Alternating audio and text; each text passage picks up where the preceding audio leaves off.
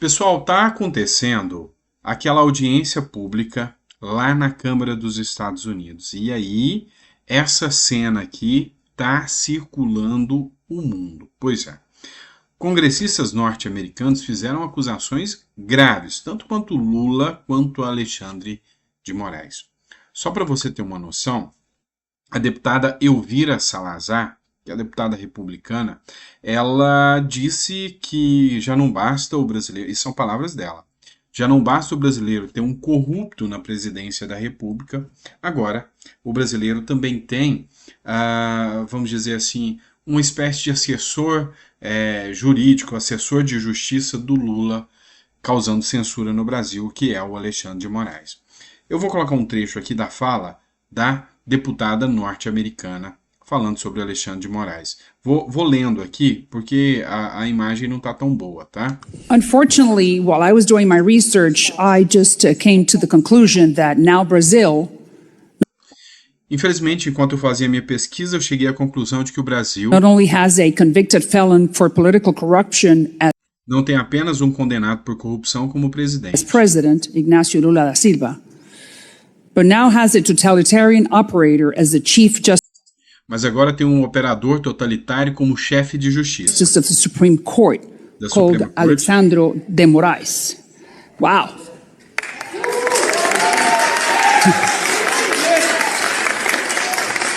Thank you. I mean, there's nothing to celebrate. Não há nada para celebrar. Poor Brazilians. Coitados dos brasileiros. They deserve a lot better. Eles merecem muito melhor. Mas ela não foi a única congressista a proferir palavras duras também contra o Alexandre de Moraes. O líder da bancada aqui, congressista dos Estados Unidos, acusou o Alexandre de Moraes de censura e de graves violações dos direitos humanos. Brasileiros têm sido alvo de graves violações de direitos humanos, diz congressista dos Estados Unidos, ao acusar Alexandre de Moraes de censura. A audiência no Comitê de Relações Exteriores da Câmara dos Estados Unidos discute nesta terça-feira a liberdade de expressão.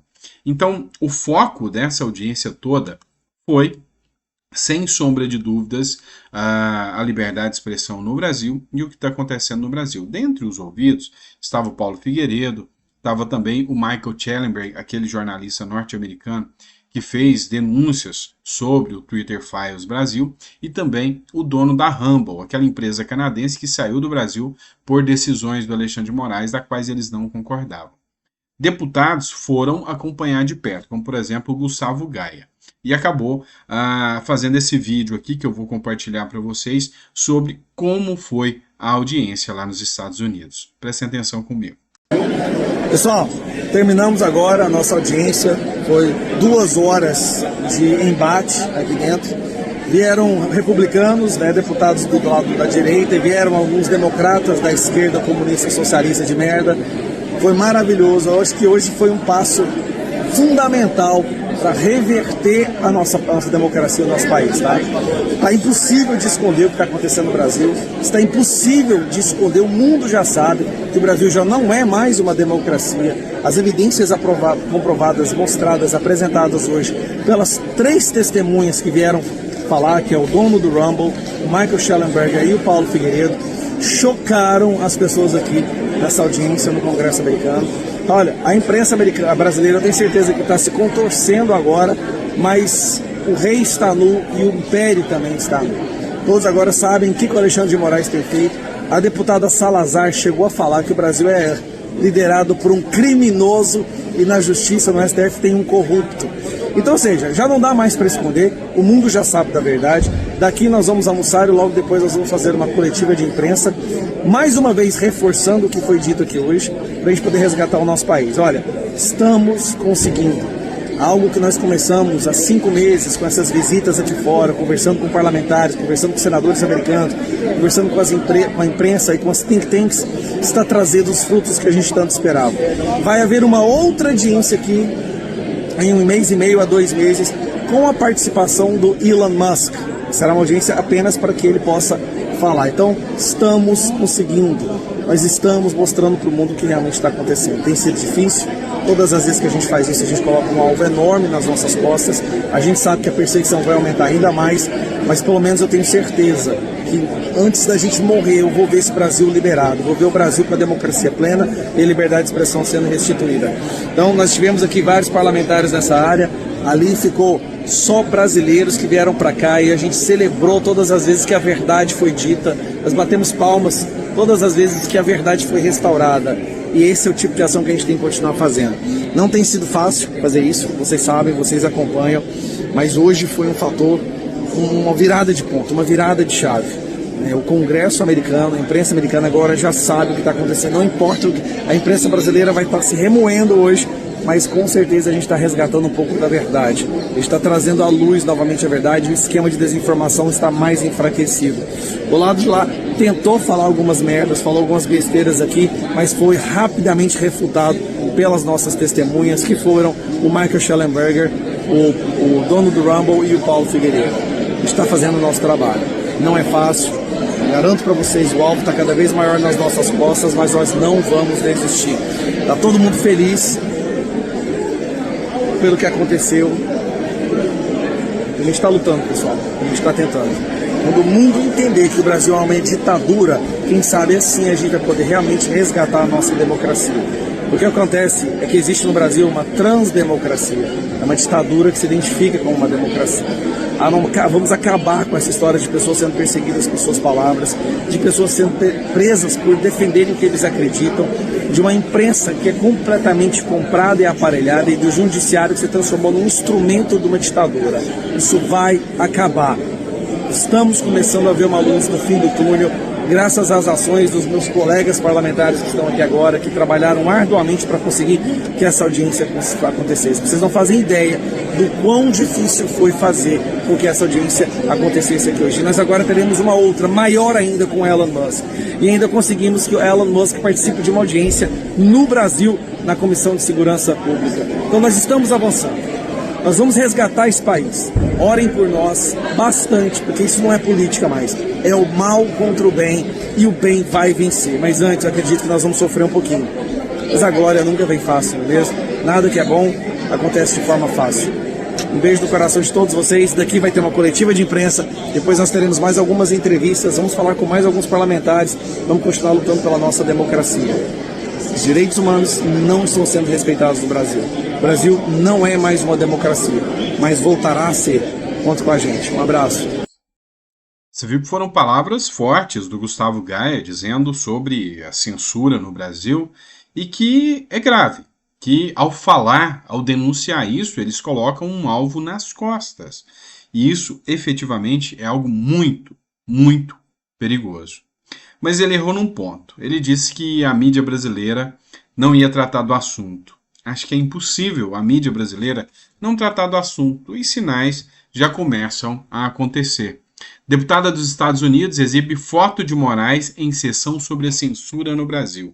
A deputada republicana Maria Elvira Salazar fez críticas à atuação do ministro Alexandre de Moraes, Supremo Tribunal Federal, durante a audiência no Congresso americano, que discutia a suposta censura no Brasil. Só é preciso lembrar, é necessário lembrar, que essa audiência pública foi composta de deputados republicanos e democratas, de direita e esquerda. E a esquerda tentou refutar alguns argumentos, mas foi impossível. Por quê? Porque o Schellenberg, ele foi conciso nas suas denúncias, dizendo que sim, há um autoritarismo e uma censura grande no Brasil. As imagens vão começar a surgir daqui para frente, eu vou tentar trazer para vocês ainda no último editorial, mas sem sombra de dúvidas, muita coisa acontecendo e isso vai ter holofotes, principalmente quando o Elon Musk fizer o seu depoimento. O Poder 360 também tratou do assunto. Câmara dos Estados Unidos acionou a OEA por censura no Brasil, logo no dia que ia acontecer a audiência pública. A Gazeta do Povo também trouxe uma informação, novos documentos revelados pelo Congresso norte-americano. Novos documentos revelados pelo Congresso americano mostram mais ordens do STF para derrubar contas da direita no Brasil. Matéria publicada agora há pouco, mostrando que o Congresso norte-americano lançou mais documentos para comprovar aquilo que eles estavam falando. E até site de esquerda, o Brasil 247, repercutiu.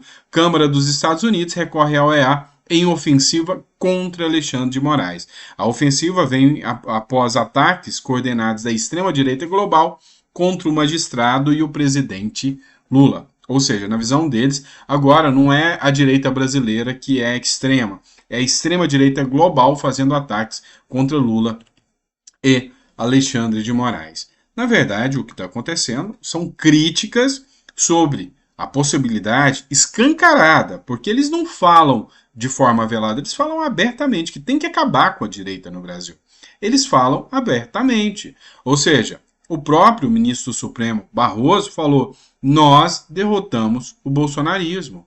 Eles falam que tem que acabar com a direita no Brasil. Então isso aí é algo assim, que não é nem velado, mas é algo escancarado. Então, sim, a crítica é pela situação atual, onde o governo está sendo acusado, junto com o ministro Alexandre de Moraes, de censura contra opositores políticos. E a gente já viu esse filme acontecer em países vizinhos aqui, né? Mas vamos lá, vamos dar continuidade aqui ao conteúdo.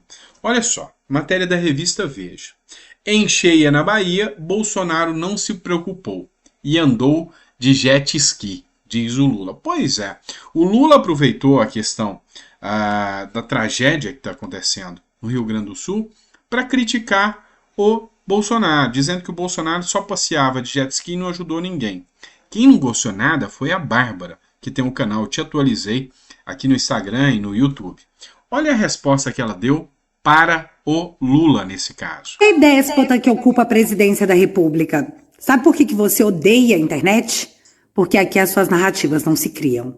Dezembro de 2021, com maior volume de chuvas nas últimas décadas no mês de dezembro, Bahia tem desafio para a reconstrução de cidades. E olha o que o déspota disse. Mas uma coisa que é importante é o seguinte, veja, eu lembro que quando teve a encheia na Bahia, em 2022, eu lembro que o presidente da República estava passeando no jet ski em Fernando de Noronha e não se preocupou.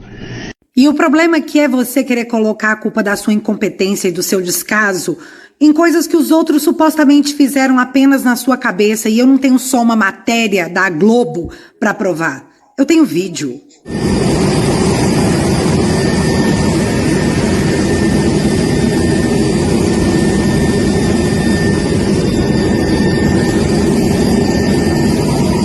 Bolsonaro não apenas sobrevoou as áreas, como liberou 700 milhões para assistência à população. E sabe o que a sua ministra está fazendo? Ou melhor, dizendo? Não é só que não vai faltar dinheiro para o Rio Grande do Sul. O dinheiro vai chegar no tempo certo, que não é agora, porque não tem nem o que liberar, porque nós não recebemos ainda as demandas dos prefeitos. Eles não sabem o que pedir, porque a água não baixou. Pois, ministra, Oi, déspota que ocupa a presidência da República. Sabe por que você odeia? Vamos lá. Eles não sabem o que pedir porque a água ainda não baixou? Acho que deve estar de brincadeira com a cara do povo brasileiro, né? Só que aí a gente tem que lembrar alguns pontos aqui. Porque entrou na questão do Rio Grande do Sul e entrou aqui na questão do enfrentamento às enchentes que assolaram o povo do Rio Grande do Sul de maneira desesperadora. Eu sou muito fã do Partido Novo, que trouxe uma solução. Vamos pegar os 4,9 bilhões do fundo eleitoral e mandar para o Rio Grande do Sul se reconstruir? Pois é, o Partido Novo apoia isso. Este ano, o Brasil vai gastar 4,9 bilhões com o fundo eleitoral para financiar as eleições municipais em meio à tragédia do Rio Grande do Sul. Devemos lembrar que com esse dinheiro seria possível comprar 6,3 milhões de cestas básicas, 1,6 bilhão de garrafas de água. Faz sentido gastar com o santinho e propaganda eleitoral? O dinheiro do pagador de impostos deve ser gasto com o que é prioridade, e não há prioridade maior do que quem perdeu tudo nessa tragédia. Assino embaixo e acho que o Novo deveria levar a cabo, filmar e mostrar a cara de cada um que se recusar a assinar uma emenda aqui, a assinar uma proposta ou votar contra, destinar os 4,9 bilhões para o Rio Grande do Sul. Mas não para por aí não. Tem uma história da carochinha de que a fake news é coisa da direita. A direita espalha fake news demais. Pois é, mas teve gente que para tentar passar pano naquilo que aconteceu lá com a Madonna, resolveu espalhar uma fake news de que a Madonna tinha doado 10 milhões ao Rio Grande do Sul. O que aconteceu? A CNN desmentiu que Madonna doou 10 milhões ao Rio Grande do Sul. Mentira, pessoal. Doou nada não. Madonna não fez doação para vítimas das enchentes no Rio Grande do Sul. Pegou um din-din que ela recebeu do cachê do pagador de impostos e ficou por isso mesmo. Não teve doação nenhuma, tá?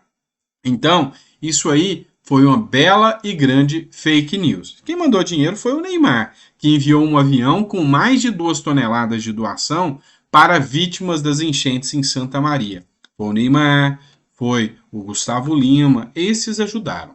Já Lula não. Segundo a Folha de Pernambuco, Lula deu para o Pará 1,3 bilhão cotados para socorrer o Rio Grande do Sul. É o que disse aqui o Cláudio Humberto. Segundo ele, o dinheiro foi para outro lugar. O presidente Lula tratou de mandar logo ao governo aliado do Pará 1,3 bilhão do lucro de 3 bilhões de Itaipu Binacional, citados por deputados ligados a Arthur Lira. Na Câmara, como uma das opções mais factíveis de socorro às vítimas das enchentes do Rio Grande do Sul, para os gaúchos, vítimas da tragédia em curso, Lula anunciou 534 milhões, menos da metade do dinheiro ao Pará, a pretexto de organizar o Corpo de Referência do Clima a ser realizado, a COP, a ser realizado somente daqui a 18 meses. Então, o que aconteceu, só para vocês terem noção? Teve a distribuição dos lucros da Petrobras, 3 bilhões, os deputados falaram em pegar 1,3 bilhão desse dinheiro e mandar para ajuda no Rio Grande do Sul. O Lula correu e mandou esse dinheiro para o Pará para fazer o quê? COP 23, COP 30, Campanha na operação climática do meio ambiente que vai acontecer daqui a 18 meses, próximo da reeleição lá em 2026, O Nicolas Ferreira também falou em mandar dinheiro para socorrer o Rio Grande do Sul. O Nicolas quer destinar 180 milhões de reais da Comissão de Educação para o Rio Grande do Sul. Ele, que é presidente da Comissão de Educação da Câmara, quer destinar 180 milhões em emendas do colegiado para o Rio Grande do Sul. Segundo o deputado, as emendas vão servir para a reconstrução da educação no estado após a devastação provocada pelas chuvas. Pois é, alguém vai falar que ele está errado aí? Alguém vai falar que isso não está certo?